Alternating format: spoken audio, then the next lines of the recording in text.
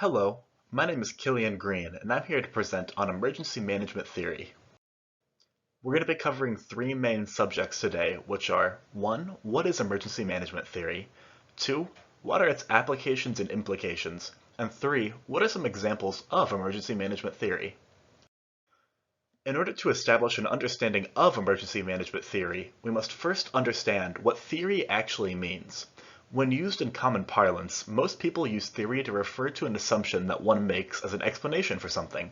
For example, I'm sure you hear and have probably said, "Oh, but that's just a theory," to dismiss a point that somebody has made in the past. We would like to use the academic definition of theory in this situation as it pertains closer to what we're actually discussing. According to Merriam-Webster, theory can be defined as a belief, policy, or procedure proposed or followed as the basis of action. However, I personally feel like this definition doesn't fully encapsulate what theory actually is in our context, so I created my own definition. The conceptual understanding of best practices in any given field, informed by all surrounding knowledge and experiences, especially when suggested as an actionable plan. With this definition in mind, how can it be applied to emergency management? To start, the creation of FEMA within the US has led to many advances in emergency management theory as a field.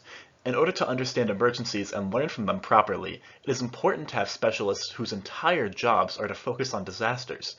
With these specialists, the knowledge and understanding of a field can grow, and best practices can be developed with these in mind.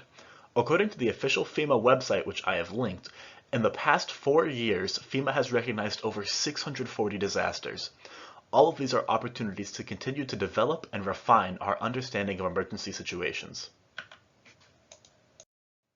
So what are the applications and the implications of emergency management theory? When could these things be used? An example of how emergency management theory has been implemented is in the development of the National Incident Management System and the Incident Command System, terms we learned about in an earlier FEMA certification course. By learning from these previous experiences, FEMA has been able to develop a variety of best practices such as these two. The National Incident Management System, which is based on three main tenets of resource management, command and coordination, and communications and information management, has been developed through the knowledge, efforts, and sacrifices of those who came before us. Additionally, emergency management theory has evolved so far that it has its own lingo and terminology used by experts in the field. This has become so pervasive that one of the most essential aspects of the incident command system is the establishment and utilization of common terminology in order to clear up communications for non-experts in the field. As an example, while experts might know that the differences between an emergency support team and an emergency response team, how many non-experts would know that an emergency support team is federal and national, while an emergency response team is federal but regional? An example of a word used commonly but with very different implications depending on the context is the word disaster. Personally, failing a test I studied hard for might be a disaster to me, but it has a very different definition when used in emergency management. These differences in terminology are evidence of the improvements in emergency management theory, but are also evidence of the importance in making what you mean clear. When fields become increasingly academic, it can become difficult for people who aren't experts to understand, which is a pitfall that emergency management theory successfully avoided, as ambiguity in an emergency means lives lost unintentionally. Now, given this information, what are some examples of emergency management theory, and how and when have they been used? One example of the development of emergency management theory is the wealth of resources available to the public about the field. In a presentation about emergency management and how to teach it to students, Dr. David McIntyre, a professor at Utah Valley University, listed 11 full slides of what he calls quote-unquote foundational works in the field, providing an example of how much information there is available to the public. Additionally, on a meta level, he presented a paper at an official FEMA conference discussing the state of the field and its changes in a post-9/11 world. Another example to look at is the analysis of trends in the field of emergency management, including risk-based planning, social media and technology use, and partnerships between the public and private sectors.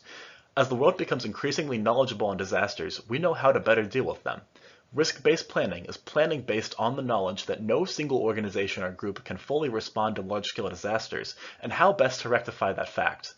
As the world becomes increasingly online, social media offers the government a generally reliable and easily accessible opportunity to disseminate information that might otherwise take days or even weeks to fully communicate, though full reliance on social media will never be feasible due to its inherent exclusion of those who do not have the means to access it.